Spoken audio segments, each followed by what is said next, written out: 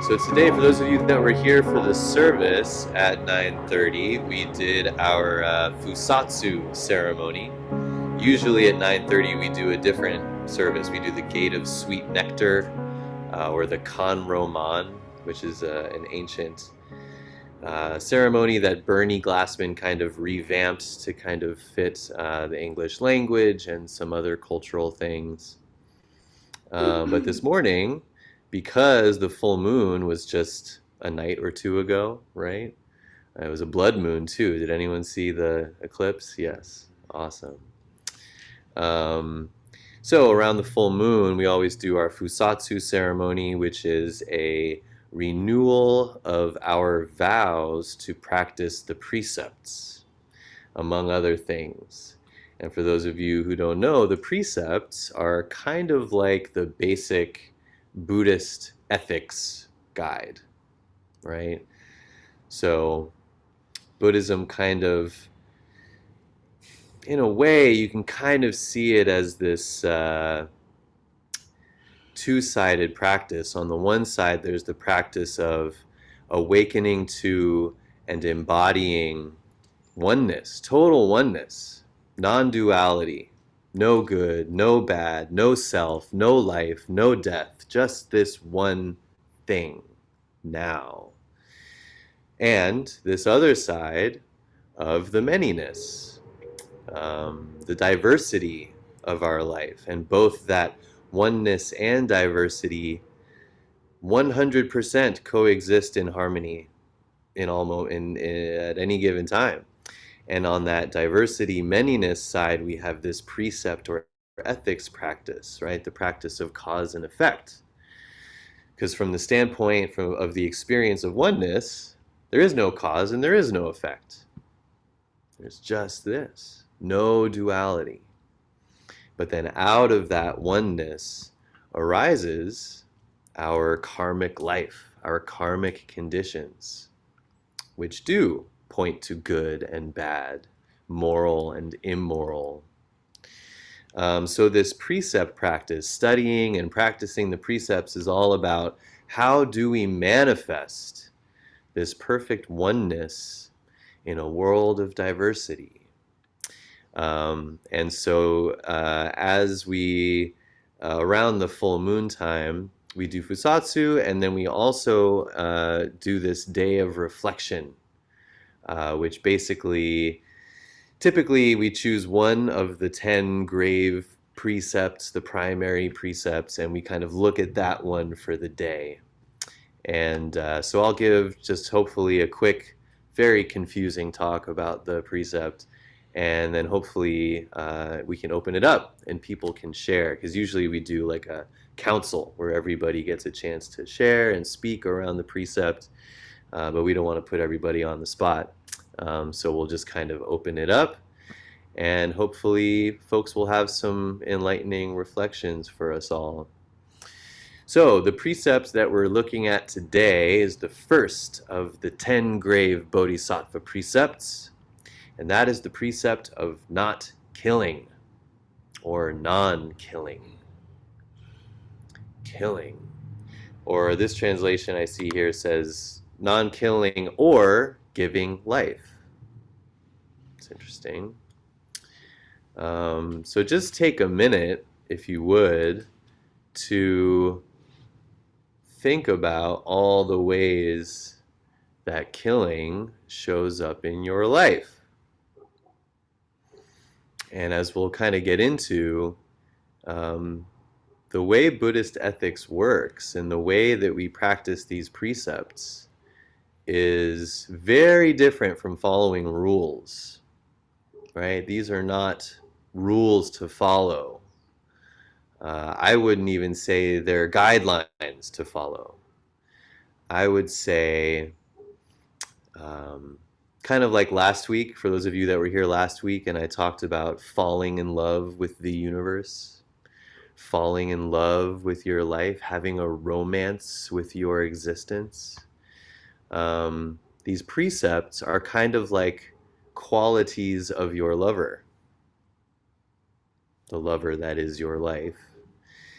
And when we love someone, we have to accept and deal with and navigate all of the qualities of that person or that lover.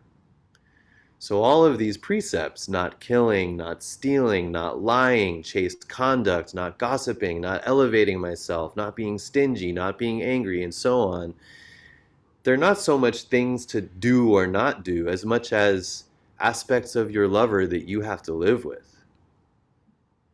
So killing is just something that we have. You eat a salad, you killed those plants. You take a walk in the park, think about how many ants and little fleas and things that you're killing.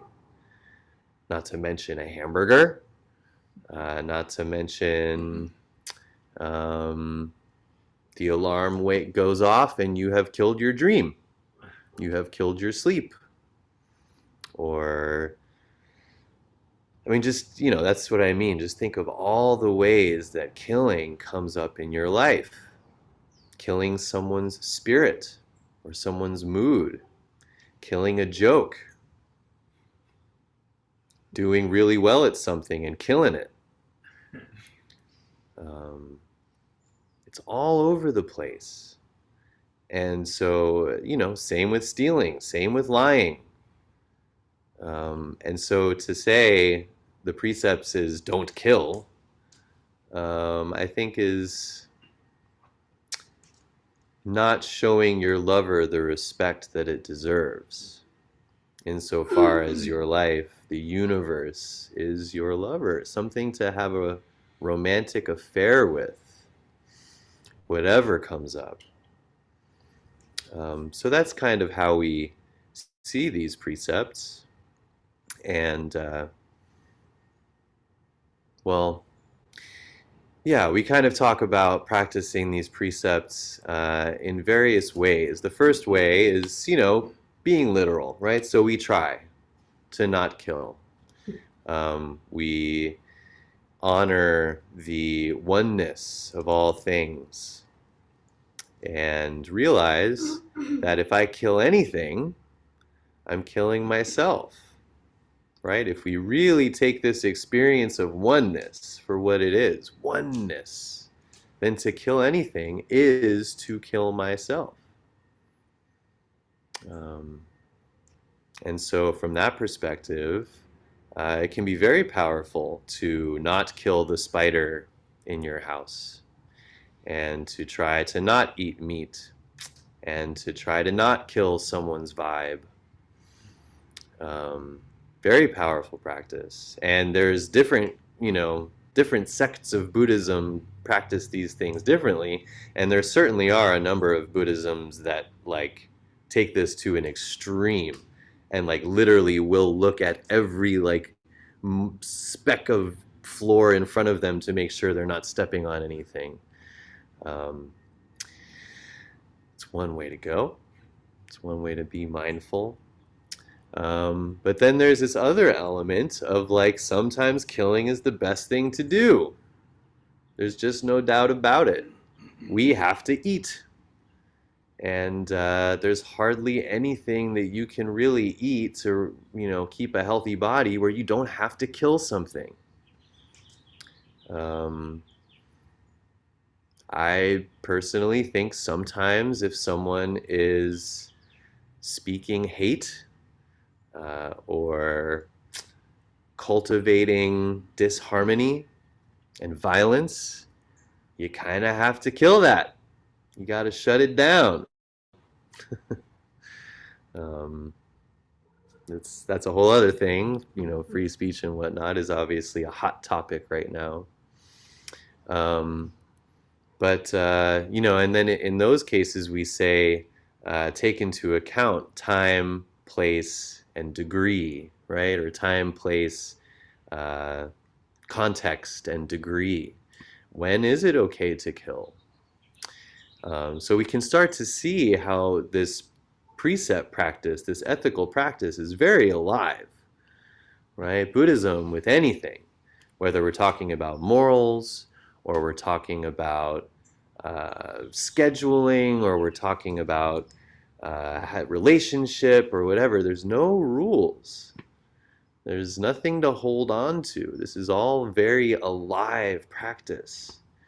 Every moment, the universe is completely reborn, and we have a chance to approach it fresh. And these precepts, these ethical practices are very much the same. They're alive, they're changing.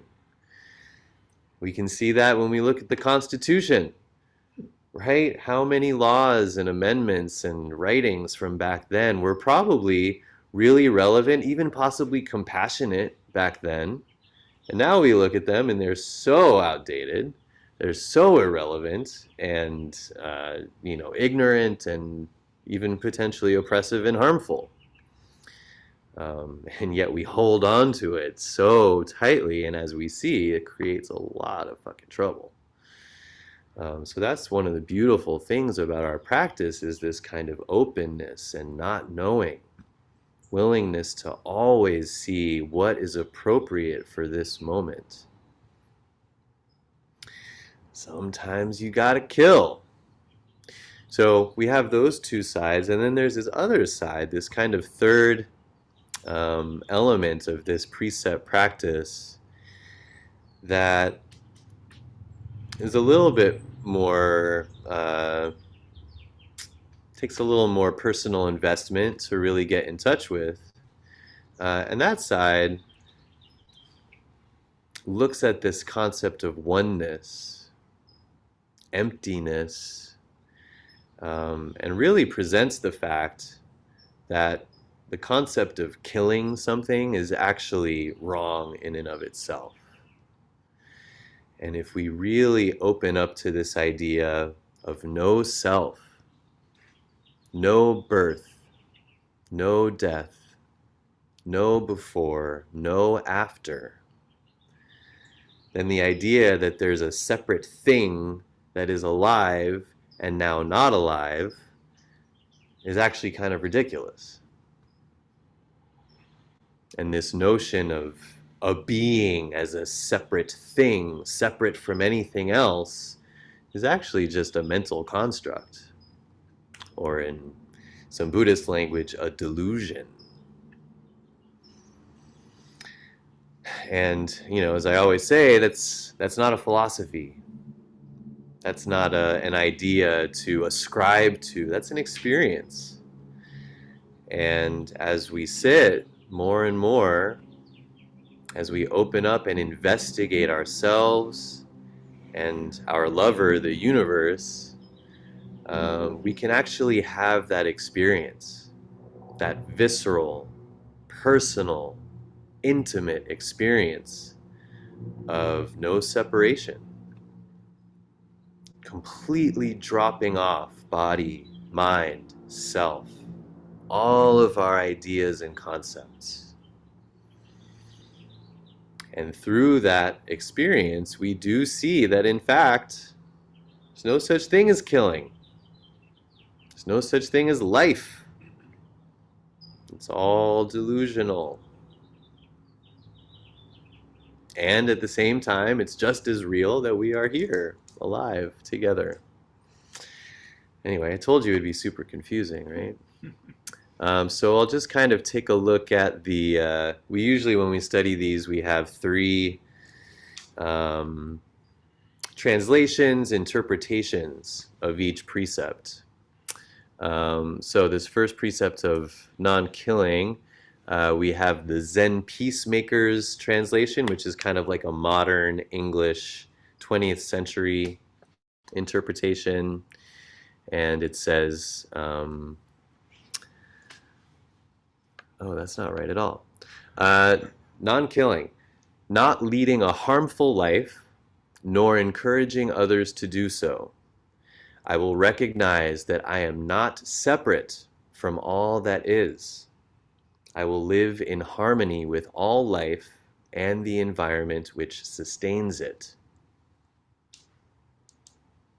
Not leading a harmful life, nor encouraging others to do so. I will recognize that I am not separate from all that is. I will live in harmony with all life and the environment which sustains it. Yeah. So this points, I think, primarily to that more literal view of how do I really just not kill? How do I go about my days not killing things, being in harmony with all life? Then we listen to Bodhidharma's interpretation. Bodhidharma was an Indian in the 6th century who traveled from India to China, bringing with him Buddhism and the Buddhist teachings. He was famous for landing at Shaolin Temple, where he sat facing the wall in a cave for 9 years or something crazy like that. And he actually brought some Buddhist teachings to the Shaolin monks. And I just learned from Kuken, who's online today, that he also developed a form of Qigong that he taught the Shaolin monks. It's interesting. So he was like a major legendary figure in the Buddhist lineage. And his interpretation of non-killing says, self-nature is subtle and mysterious. So just that is like the entirety of all Buddhist teaching. Self-nature is subtle and mysterious. We try so hard to know ourselves, to be grounded in who I am. But man, at least from my experience, the more I open up to the mystery of what my true self is, I have a much better relationship with the universe and can live much more in harmony with it. And then it goes on, in the realm of the everlasting Dharma, so everlasting life, everlasting, totally awakened life, always changing. In the realm of the everlasting Dharma, not giving rise to the concepts of killing is called the precept of non-killing. So this points to that oneness perspective, right? Not even giving rise to the concept of killing. Not even allowing the separation of life and death to come up, to fully embody that everything is completely dead and completely alive right now. And there is no killing. And even though that may sound nihilistic or existential, I think that that experience, that personal experience of not giving rise to the concept of life or death, naturally drives us to respect and honor all life. But don't take my word for it. Check it out for yourself. And then we have Dogen's comment. Dogen was a Japanese teacher who was a prolific and very powerful poet in the 13th century.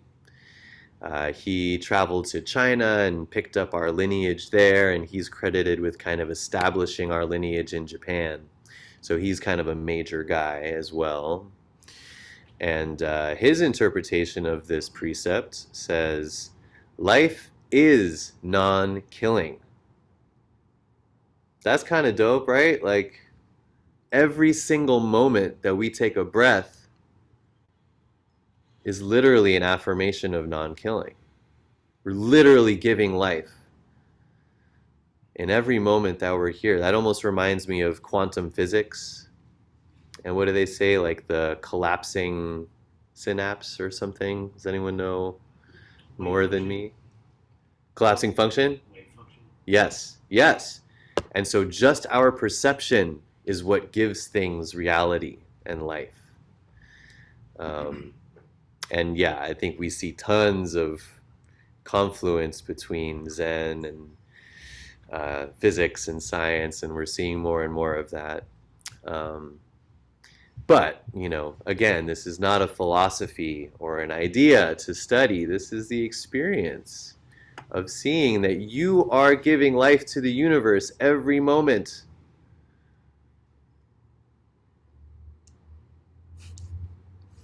The seed of the Buddha grows continuously. Yeah, so again, um, even after the sun swallows the entire solar system, and Earth is nothing but a bunch of exploded space dust. This goes on, moment after moment. This Buddha seed is independent of time and space. And we can be too. But it takes work. Just let that in. We can be independent of time and space, where life and death and killing are not things. Is anyone else tickled by that at all? No? No one? I am. It tickles me. And then he says, maintain the wisdom life of the Buddha and do not kill life. Yeah, so again, I think that just kind of echoes this experience of really seeing that oneness, really seeing that no time, no space, really allows just naturally what comes out of that is that your pain is my pain, and your joy is my joy. Your death is my death. And to kill anything is to kill myself.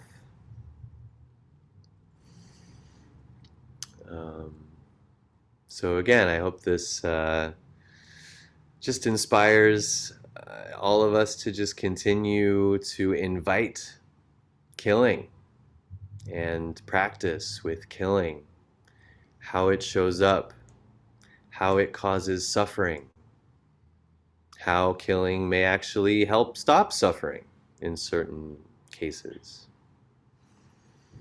Um, and let's keep on going, practicing with this. Thank you all.